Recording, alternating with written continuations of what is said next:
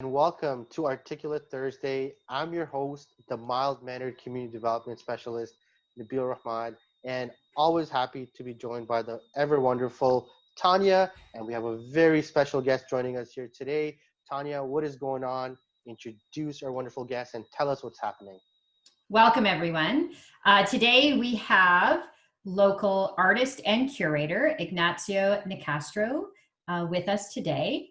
But before we start, I would like to acknowledge that the land on which we gather, that we now call Oakville, is part of the treaty lands and territories of the Mississaugas of the Credit. Ignazio Colt Castro is an emerging curator in Oakville with an honors Bachelor of Arts from the University of Toronto with double majors in fine art and art history and communication, culture, information, and technology. Ignazio has developed his curatorial experience from his self-launched exhibitions that have now evolved into I See Contemporary.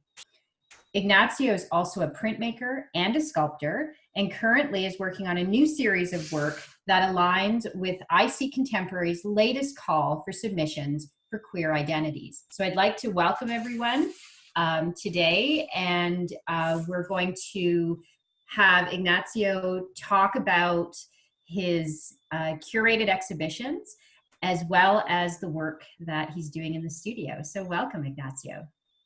Thank you for having me. I'm super excited to be here. All right. So you go ahead, sorry. No, I was just going to let you know, Ignacio. Just tell us what's going on. Tell us a little bit about yourself and sort of the inspiration behind, your artwork and sort of what's been happening in your life so far.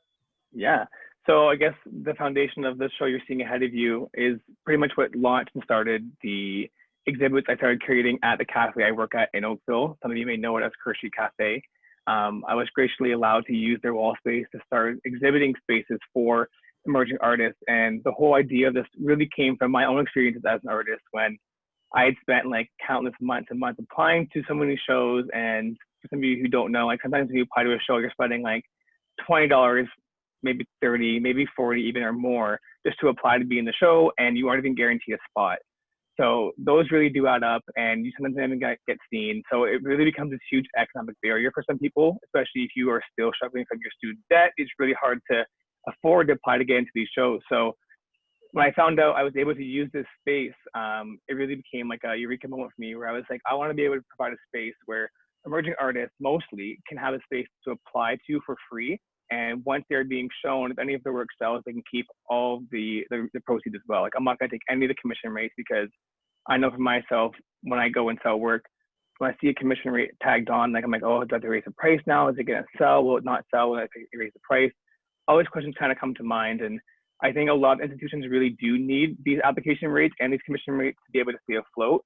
But because I was able to use a platform here that didn't need that, I was like, I really want to take advantage of that and provide a space that was pretty much accessible for anybody without providing those or creating those economic barriers.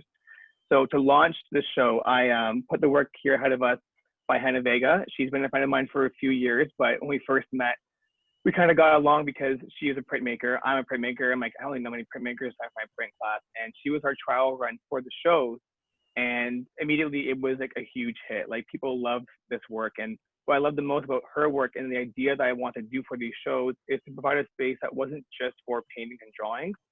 Nothing against people who are painters or drawers, but a lot of the exhibit spaces or even cafe spaces that show artwork I've seen really only do show painting and drawings, or photography. Photography is great too, which we'll get to.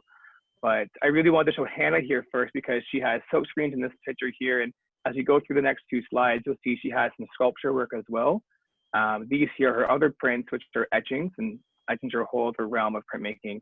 And I believe the next slide will kind of cover her sculpture work. And you can't really fit sculptures into these hallways because if you've been to this space, you'll know it's quite narrow. But because they were like wall sculptures, I was like, I'm going to allow it. And it's going to be a little bit of an inspiration to let other people apply whether mediums they want to be in the space. As we go through the slides now, you'll see how the show starts to evolve between different placements for work. We started using the very front door for Joe Kelly's painting here. The light kind of cascaded on the painting of this woman diving deep into the water, and it added this whole other factor to the work. And then the next piece we showed up, I think the following one was Maria Isabel Fleury, and she was this amazing painter from Venezuela who moved to Oakville a few years ago, and she was like in awe of the Canadian beauty. So we ended up changing this wall up, where before you see these two paintings on the left-hand side, that's where Hannah's sculptures were, and that's all we had in this corner. And now at this show, we got to try something new and put up 4 paintings and try 2 different compositions, like left to right, top to bottom. And as the show went on, like the style of the space really started to change, and where we put the labels, how big the labels were. Each artist kind of brought a new opportunity to the space and helped train me. This artist ahead of us, Fong Kiwan, was a classmate of mine as well. She was a fellow printmaker, and in our 4th year of print, she started changing it to paper, which is funny because we're in a print class, and I thought it was really great that she did that. And her paper cuts, these are all cut by paper, like they brought a whole new element to my way of expressing art through the community at Oakville. Like when guests came in and saw these pieces, I was able to be like, these are hand cut. These are all like little details she cut by hand on paper. And it just brought this whole other elegance to the space. Not saying that the previous artists were elegant, but so far every artist really just brought out this whole other experience, and it helped enrich my, I guess, skill set of working with different art mediums. And because this space is so fixed, like, you know, you can see we have those little barriers halfway up the wall. We have the fixed light in the ceiling. You have to work with those kind of things, and that kind of brought some challenges to curatorial practices in the space. But again, it kind of pushed me to do better. And with the next pieces here, we then moved into photography. And Susan's work here, like, I just absolutely loved it. And it was a great time to the community because the owners of the cafe are from New Zealand, and these photos are from New Zealand as well. And we started getting a great community between the artists, the owners, people who were coming into the city. And I actually also work at Oakville Galleries. At the same time this exhibit was on, a month after, Oakville Galleries was presenting as an exhibit with a Maori artist from New Zealand as well. And it was a really great tie, again, like being in the community. And I was able to be like serving a table and be like, hey, check out this New Zealand photography-based work. She's from Toronto, but pictures of New Zealand. And then if you want, go to Oakville Galleries, and there's another piece there that's New Zealand work. And they all just tied together and got me really invested in, like, not just my own practice, my own space, but I was able to advocate for other spaces in the city. And even when like people apply to these shows and they don't really get in right away, or they have some barriers they want to face, I try and provide like a really strong critique experience where we can talk to each other about their work and see where they can go forward with. And I even like also suggest people who have already been in this show, I've also forwarded to the QEPCC. And I know next, I don't even know when it will be now, but Maria Isabel Fleury is going to be in one of those shows next. So this whole platform became a great way to not only show artists in the cafe space and sell their work, because every show has sold work, which has been amazing. They have now moved on to other things. So this current artist here ahead of us, Andrea Monzon, she is an amazing little petite painter, like tiny paintings. Her paintbrushes are like needles. And she creates these beautiful little paintings. And then she went on from this, she started doing her own greeting cards as well. And then the greeting cards started being paired up with other businesses and selling to people. And pretty much so far, there's been a really great recognition from the exhibits we started doing at the cafe, because the clientele comes in so much. They come in every day. So many people are seeing it, high viewership rates, high buying rates. And it really just was a great experience for myself and for other artists showing in the space. And it's just been overall such a strong experience. This is so fantastic. And you started this in 2019? A year ago this month, yeah. So it's only been a year. Wow. Because just looking at all this work, I thought it feels like it's been going on for several years, but I have to remind myself it's only been a year. Like, it's been only a year. Been a year, yeah. Wow. And what's great too, actually, Hannah, she has become like my assistant as well for install, because it's just myself to do the work for all the curatorial, for all the administrative, all that stuff is I run it by myself, and it's all like a passion project too. So there's no funding, there's no benefits from it except for me wanting to get the experience and to provide that platform if I can. I think I have that luxury and privilege to do this, so I think why can't I do it to make a better space for artists, especially in the community of Oakville. So far, Susan was from Toronto, I believe, and this current artist ahead of us, Nicole, she also lives in Toronto. And this kind of brings us more to present day, because this show we installed right at the beginning of March, and COVID was just approaching, and I was like, oh my God, like, we put so much work into the show. This show like pushed the boundaries of anything I've ever done before in terms of composition, the number of works, the quality of the works, like the context of the works, everything just like came together with the show. And I was so happy. And then we closed, and I was like, oh no, like, we did all this work, Nicole got all these things framed, like, what are we gonna do? And it actually, in a way, like, it's like, I'm not in any way saying how amazing this experience is of being in COVID, but like, there was a little bit of a pushing moment where I was like, okay, how can I overcome this challenge of getting this work to still be seen? And one thing I've noticed as being an artist, and also I also teach art, not to throw all these things in here, but being an art teacher as well sometimes, working with kids and with people about art, is to explain to them how art is a great tool for problem solving and how to work beyond certain barriers you may come across. And this was a huge one. It was like, we can't get the public to come in to see the work. These works are high quality. How can they see them?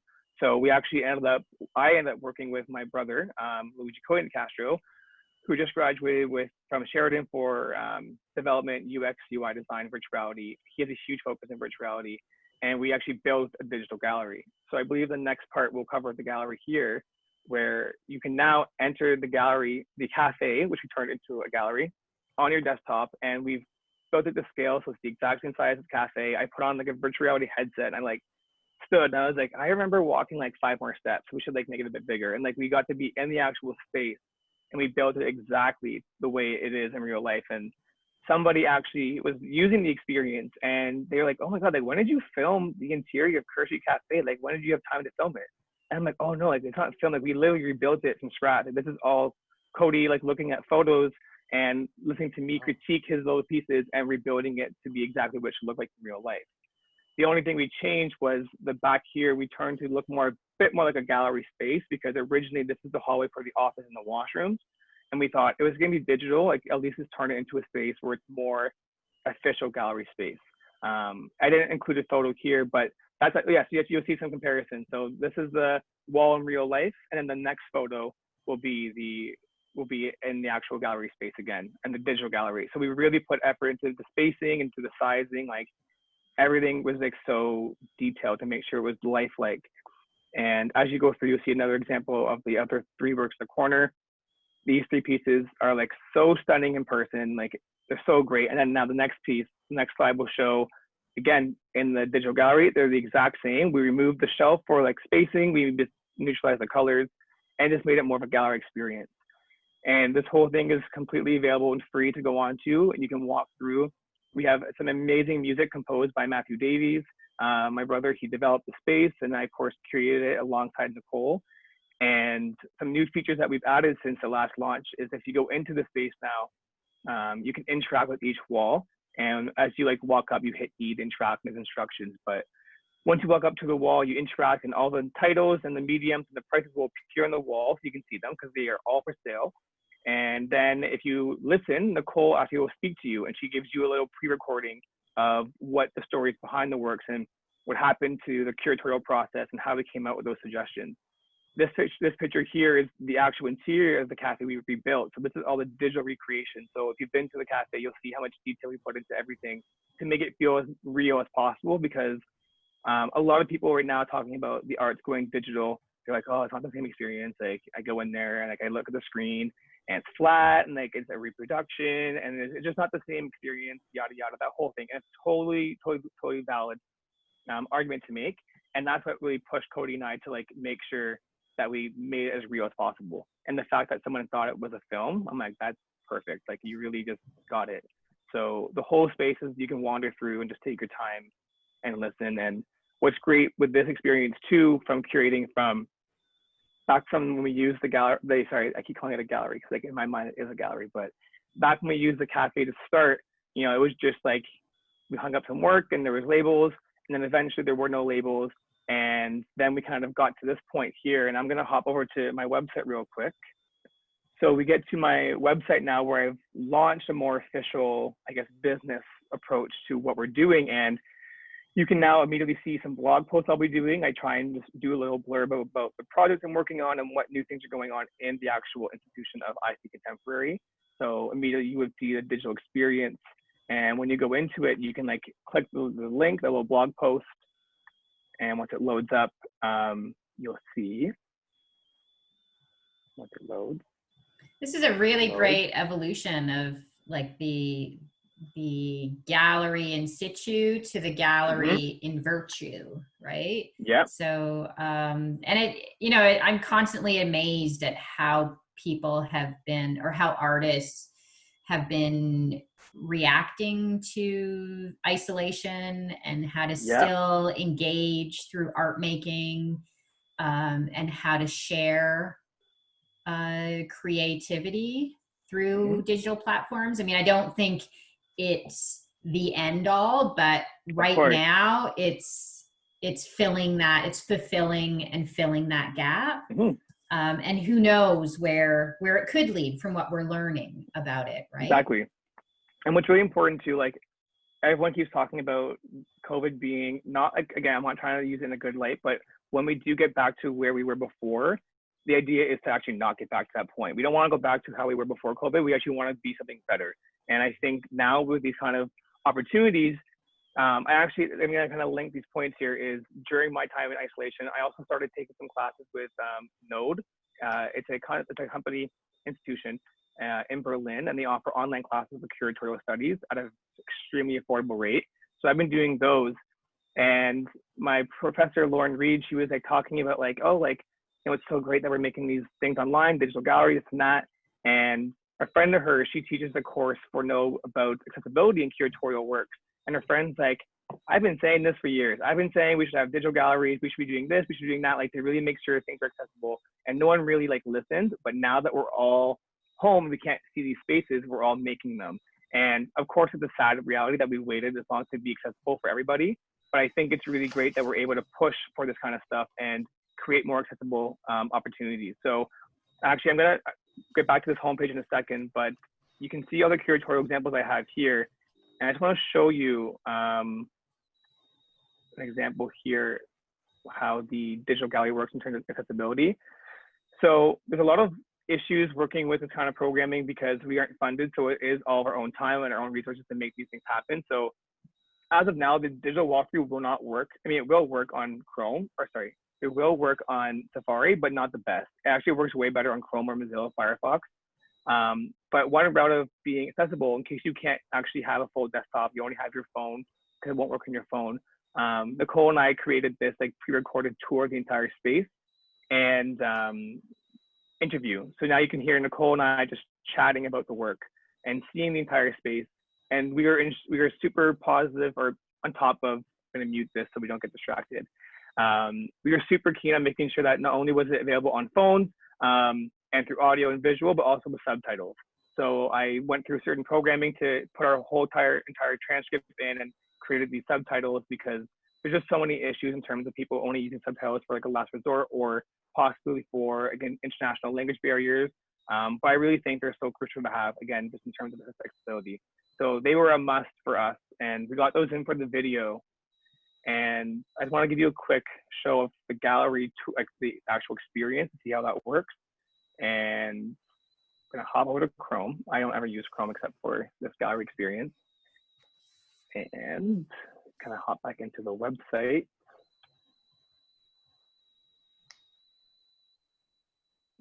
Hopefully it loads. My internet's not been the best lately, so it's going now. So Ignazio, is this all you did since March to now? Is this like the product? Yeah, essentially. Wow. So everything you see here is all since March. We actually finished the digital gallery like a month at the end of March, but we didn't launch it right away because like we were so keen on like making it work for phones, because another sad reality is that most people have a really low attention span and they don't want to like go from their phone hop over to the desktop. It doesn't always work that way. I hope it does, but not everyone wants to. So I was like, okay, let's make sure we get it working with a phone. And then after like months and months of trial and error, bugs and stuff, we're like, we just can't get it to work for the phone. So we're gonna make the interview video, they can watch it on their phone. And then if they love that enough and they wanna go into the actual gallery, they can go to their computers. So we've now created this platform here, and with the website being live and now me being more active on like LinkedIn and like other platforms as well, like even on Facebook too, people who are already on their computers, they now have access to it. So we've used this program here. It's called itch.io. It's like a more of a free resource. So we have all the instructions here in case you want to read them. But when you actually run the game, and because it's a huge file, like massive, it might take a while to load, but it has everything in here. And once you start it up, it kind of self-explains how to work the actual program. But hopefully it doesn't take too long to load. Usually it does, but we'll see. But yeah, it has been like a pretty like we've been busy the last few months, which is great. And we're still working. Now we're building a brand new gallery. Like, we're not going to continue using the Kerr Street Cafe gallery. We're actually going to make our own digital gallery for this next call of submission. So you'll be seeing a brand new actual white cube that we've designed. And depending on the work we get, we might redesign it, add new elements in, take elements out, and we'll try and customize it that way. So will the exhibit at Kerr Street Cafe continue when we're through COVID, and it will, so you will be doing both then? So we're doing both, exactly. Yeah. So I already spoke to Nicole, and I'm like, I promise you at least a month longer, at least, of in-person time, because I want people to see your work in person, and people are more likely to buy when they see it in person too, I feel. So like, I really want her work to sell. I really, like, I stand for it. Like, I love it so much. I know it can sell, so I want it to. And on the website, I'll get back to that in a second, like the layout, but I have kept a spot available where you can now apply to be either in Kerr Street if you're local, or you can apply to be IC Contemporary digitally if you're international or local, depending on what your preference is. So when you're in the gallery space, you just kind of, you click and you enter it like this, enter to begin, and you can just walk right through. Use your mouse to look around. It's a bit buggy because my internet's really bad, but it does run super smoothly on other computers. And we added a lot of features so you can like zoom in and get close to the works, because in virtual reality, you just lean, but on your computers, you can't. So you do that. And then again, once you get close enough, you just hit E. Nicole speaks, and all these labels pop up. That's great. And you can just hit Q and it stops it. And then you just keep walking around and you see all the spaces, all the works. And it just really became a super intimate process. And I am so happy with the way Nicole ended up talking about her work. Like, it just was so unexpected. And like, these three little narrow hallways here, they're washrooms. And we decided to put water pieces in the washrooms because, like, why not, you know? And she provided this great little chat. I won't play it now because it can be lengthy, but she just found this way to articulate her words and why we use water in washrooms, and it just sounds so beautiful. And I'm like, Nicole, where did this come from? Like, this is so crazy. So that's essentially the whole experience we've made digital, and we want to now keep recreating that experience for people, just again, for accessibility. It's a bit more affordable. And the one thing that has changed, and is by no means like forced upon anybody, but because of the amount of work it does take to put this together, and if we have any kind of funding, you know, we could afford more, I guess, higher quality means to launch these programs. What we started doing is that we started accepting donations. So we're not officially a charity yet, but as you scroll down, you can subscribe to the blog. You'll get immediate updates whenever I post a new blog post about new projects, new call for submissions and such. Then you'll see down here our actual call for submissions, a quick little blurb about us. And you can apply for a general show or for our current call, which is for queer identity. And then to the right, you'll see our donation section here. And essentially, it's a pay what you can submission basis. So if you want to submit to apply with us, you could pay $20, $15, $10, $5, or you could pay nothing, or you could pay $7.10, like whatever you want to pay, you can pay. And that's just to ensure that, one, there's no economic barriers, so people can still apply in case they can't afford to, and they can still be seen. And two, it just helps us pay the artists. The last year of me doing this work, again, because it's a passion project, I don't have the means to pay into the artists. And in return, they accept that, and they understand that. And we kind of came to an agreement that, like, you know, you're going to keep all of the commission rates, there's no commission rate, you're going to have full sales, and hopefully I'll kind of make up for what I can't provide for you, because I do think that asking artists to show work and not pay them is a bit exploitive. And I really wish I didn't have to do that, but unfortunately, it's all I can do for now until I'm able to become a not-for-profit organization or an official business or whatever route I decide to kind of go from here. And if no one that donates, you know, it's not the end of the road, it's totally okay. It's just a means to kind of try and help pay the artists for their work and keep that idea flowing that we shouldn't be exploiting artists for their work. Not even in the sense of just doing artwork itself, but like, you know, I would love to pay my brother for his work because that's a lot of artwork. I'd love to pay the artist who made my poster because they're all artists too, and they're also doing their trade and they deserve to be paid what they're doing. But we all kind of came to agreement before any work, like we'll get paid if we get donations. And if we don't, it's okay because we have the time to do it right now. We have that luxury where we can afford to make this work. So we'll do it with our own time. And if we can get paid, you know, that's obviously a perk, but it's not by any means a priority. And just like even to add on top of that, like we've decided to after artists are paid for the exhibit with the Queer Artist Show, all the additional proceeds that would usually go to the team who built the show, we're actually going to be donating to the 519 in Toronto, which is a LGBT2S collaboration project or institution in Toronto, and we want to support them as well. So that's essentially, in a nutshell, everything about I See Contemporary in terms of what I'm trying to do for other people and what they can do to help us help other people, and etc. But I guess in terms of my own personal artist experiences, I just posted my latest work here, and you can read about the work as well. There's a whole like page dedicated to the work, but the blog post I try to make a little bit different. I don't want it to be a whole copy and paste experience where you read the same thing here and then read it again somewhere else. So here I actually went ahead and I made this bit of a statement about my piece and why I made the work and how the work connects to the call of submissions. And I'm not going to read it all entirely here, but essentially this whole show is also meant to commemorate how queer spaces were able to become a thing, how we were able to even have the idea of having artists create artwork to reflect their queer identities. And I just really make sure to acknowledge, you know, like there's a huge part of our history, the Stonewall riots amongst many other gay protests and LGBT right protests, but to really acknowledge that once we got our rights, that we shouldn't forget who helped us get those rights. And I left a little blurb here, and I've left some resources at the bottom as well for where people can kind of help. But I made sure to make an acknowledgement towards Marsha P. Johnson and to one of her close friends, Sylvia Rivera. They both played this massive role in the Stonewall riots. And well, it was a collective effort, of course, but you know, they were a huge part of it amongst many other gay protests. And they did so much for the community. And now with there being so much, again, like it's always been happening for years now, but we've seen a huge uprising in the last few weeks towards Black Lives Matter. And just like the injustices we've seen with George Floyd and even some other people, that there's just so many names that I can't even begin, which is so sad, like to even consider that as an option to even think. But I just want to make sure that even if I'm going to be trying to advocate for these queer spaces and, you know, make a platform for artists, that we're not forgetting how we got here and to be able to give back in any way we can. So for anyone who is watching and sees this whole list of companies, institutions to donate, you know, I highly encourage. And of course, donating itself is a privilege. So I was adamant on including resources that were free. So petitions you can sign or places you can educate yourself. I left an article here on the Stonewall riot to Marsha P. Johnson's effort, just some more educational resources and something so easy like this link here. You click it and like it plays a YouTube video for over an hour and it showcases like Black artists and Black culture, and every ad that it plays, they donate to the movement. So I keep that on a loop usually on my computer as well. So I just wanted to make sure that even though I was trying to create my own work and my own business and like other artists, queer artists' work, that we weren't forgetting what the real priority is. And that's to ensure that, you know, we have equal rights for everybody, regardless of their race, their gender, their sexuality, gender expression, etc.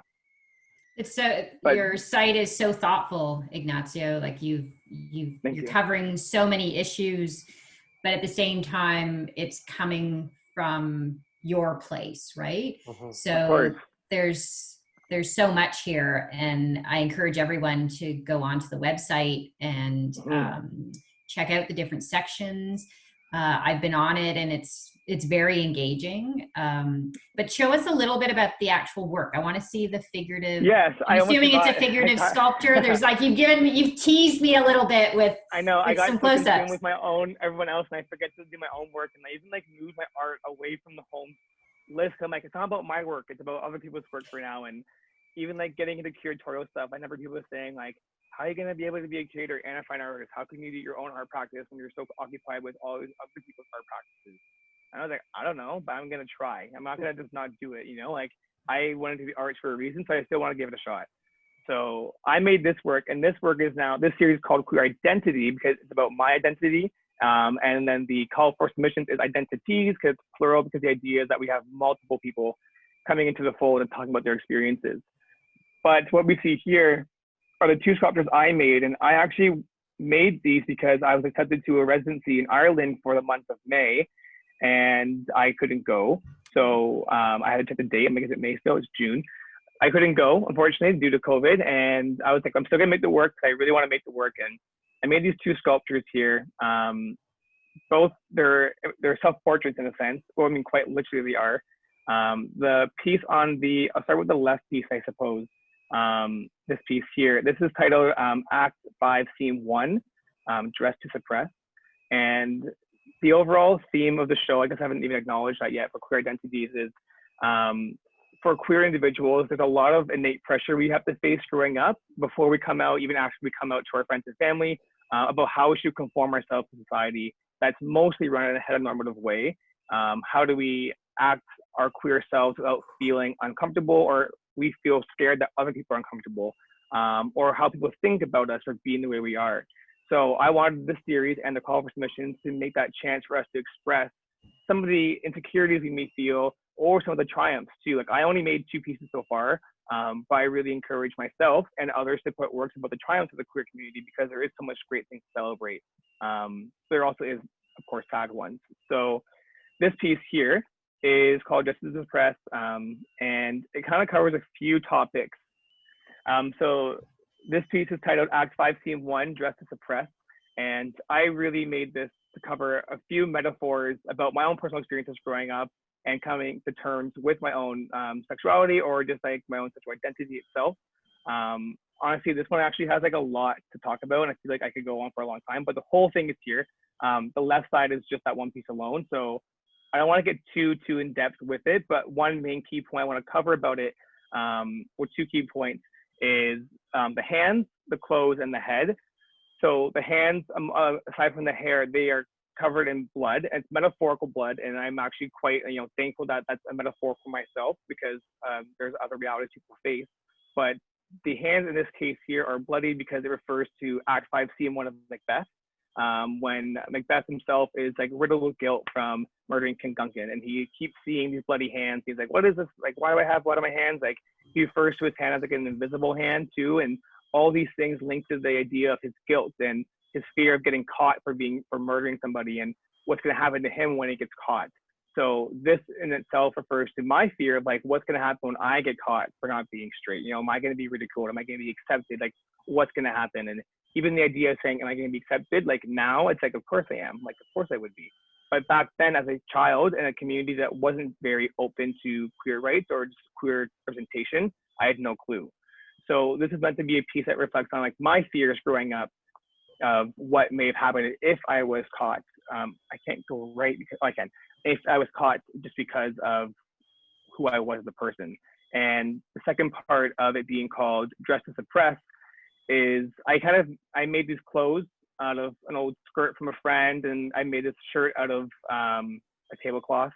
And they are just meant to look like a bit more fine clothing. It's all I had available during COVID, so it's not the best, but it meant to like dress him up and make this character feel like, no matter how much I dress myself up, these fancy clothes, what I may do when I wear, like I'm still gonna feel a little bit grotesque. Unfortunately, there's a lot of shame that the queer people face growing up. And no matter how hard we try to go to school and live our normal lives, like we still feel that on the inside. And that's why I really tried to make this character's body feel distorted and like giant, like 2 like pointy shoulders, the legs aren't the same size, the arms are different sizes, and like the character just feels a bit like monstrous. He feels unnatural and different. And that's just a way to mimic the feelings I had growing up before I was able to kind of come to a better place. And it's funny, this idea of the head didn't come to me until I was in a meeting with Tanya and many other community people, creatives in Oakville. And I had this idea of like making his scalp peel open, and that's why his hair is there. And that's why I have no hair on my head, was because I needed to, one, make a plaster mold of my head. So I shaved my hair off, and I used the hair in the sculpture just to have his scalp peeling open, and to really to show the idea that, again, no matter how well we dress up or we feel, like our minds feel a bit gross, we feel a bit slimy, they don't feel natural. And these are not by any means real affirmations to have now. And I realize that now as an adult, but there are a lot of youth out there who don't recognize that these feelings, like they are very real, but like they aren't fair. And like you are totally allowed to be whoever you are, feel however you are, and do what makes you feel happy about yourself. So this piece just kind of calls out to those past, I guess, shames or things I just tried to hide. This piece to the right, A Moment for Self-Reflection, is a full body plaster cast of my body. And that was like a whole experience to do. I did it mostly by myself in the garage at my house.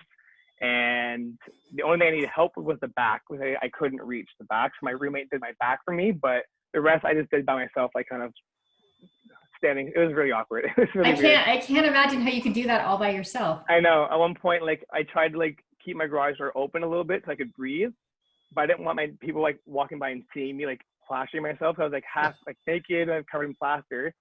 And then like I'm doing it and my neighbor just like walked over and like kneeled down and like, hey, what are you doing in there? And I'm like, don't look inside yet. So that was a whole experience. But it's a full body plaster mold of my body. And I decided to cover it in these shattered mirrors. And I wanted the body expression to kind of have this outreached hand. And the idea of this piece was to imagine it kind of being the first thing you see when you walk into this exhibit space or into the show, if this were to be a part of a full queer identity show. And at first it's like, oh, it's a welcoming hand. Someone saying, come, join me, and I'll walk you through this space and make sure you feel comfortable, make sure you feel safe in here, and we'll kind of go over some ideas. And it meant to reflect my ideals of how I feel I am. Like when people come to me about questions about queer identity and how they have any, I guess, curiosities or misunderstandings, they feel okay to come to me and I feel okay talking back to them. So this is supposed to be kind of like me reaching out to people and kind of like saying like, I'll help you. But the mirrors came in because I wanted to be a chance not only for myself to reflect, but for others to reflect. Like when you walk into these exhibit space, how do you fit into the space? Are you part of the LGBT community? Are you an ally? Do you know somebody who'd want to see the show because they fit in? It kind of draws in the idea of like, where do you fit into the show if you do? And if you don't, that's fine. I'm glad you're here to learn or here just to experience it. On the other hand, it's quite literally a reflection of myself because even though I'm 26 and I've been out for many years now, there's still so much about my identity I'm trying to figure out and like understand and be confident in. There are so many people who are unapologetically queer and they're so like out there and just excited all the time and so vocal about their queer lives. And part of me, not now, because this piece actually helped me break that barrier, but before I was more reserved. It was more like, I'll go to work, I'll talk about it kind of after a few weeks, getting to know you to make sure it's safe to, like very reserved. Like where some people, you know, you meet them for the first time and like they say it almost right away who they are and everything about their lives. And some people are just so out there and ready. And I was a bit more reserved. So that's why the mirrors themselves are cracked because I'm not quite whole yet, I feel. So I want to be whole one day. And I think I'm getting there really soon and I'm making great progress, but not quite yet. And the last component of this piece, when it's in the gallery space, it's going to be surrounded by other pieces of queer identity. And those identities might be sad, they might be good, they might be scary. But at the end of the day, as you walk out and you see this character in the middle, it will be reflecting all those identities. And it kind of just begs the question, like, can one person truly embody all these experiences? Can they experience this much trauma, this much happiness, and still be able to come out every day and live their best lives? And the answer is yes, because we quite literally do it every day. But I think people just seem to forget things that happen to us behind the scenes or in our own minds and even in our own like reality. So this piece is really just meant to open up that dialogue and get people talking about queer rights and queer representation and just queer lives in general. And that's it. That's all I have for that piece. Those pieces. Well, thank you so much for sharing all of that. You know, I could talk forever. I know. Yeah, no, I know you can. Absolutely. That's why we invited you to be with us today. But that piece is also just beautiful. Like, I mean, from a distance, you're just, because it's reflective and it reflects light and it becomes, you know, like the disco ball in the middle of the room.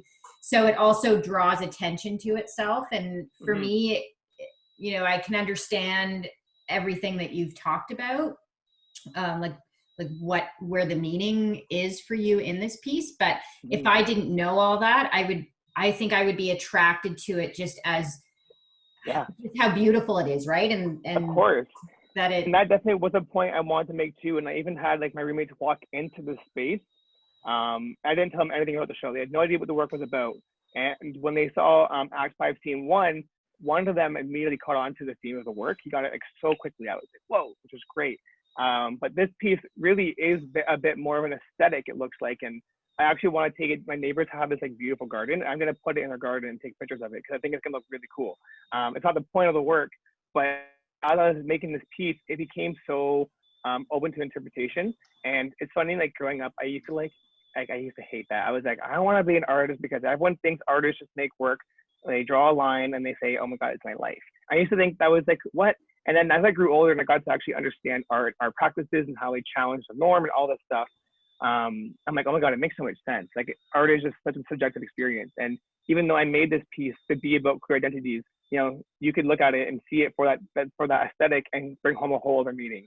The mirror shards themselves, like they look really nice right now in this picture, but up close they're sharp and they're jagged and they're very dangerous, very hostile. So if you were to take this character's hand, you actually would cut yourself. And I wasn't even intended. I was making it, and I was like, I had to wear gloves, so I wouldn't cut myself. And I'm like, oh my God, like how can I think people are gonna want to hold his hand if they're gonna cut themselves? And I wasn't even intended. It's not an impression I think most people will get, but if someone does, they do. And it's totally, again, like it's up to how you look at the work and how you feel about the work. And because it's about identity, like there's no fixed meaning to it, and I'm okay with that. Like I have my story, and if you want to hear it, that's great, and if you don't, that's great too. Yeah, I think when you were sharing some of those, your experiences, I think people can see themselves reflected if it's an experience that they had that's very similar to yours, but Mm-hmm. also other experiences of, whether it's marginalization or just feeling Yeah, not feeling themselves in so many different capacity, right? So of so course. that's, I think that's the beautiful thing about art, is that if you put what you mean into it, then what comes out of it for people as they interpret the art itself is still meaningful, right? And so the details, you know, that matter the most to you can be reflected in so many different ways to other people, and in this sense literally reflected because there are mirrors in there. But I Yeah, think that's kind of what makes art powerful. That's what makes art expressive, and it's what makes art meaningful, right? So of thank you course.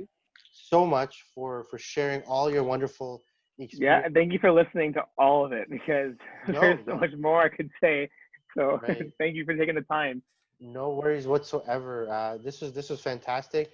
It's great to have you. Hopefully we keep in touch. Thank you Can't everybody wait for to. tuning in. This is Articulate Thursdays. Take care, Oakville. Until next time.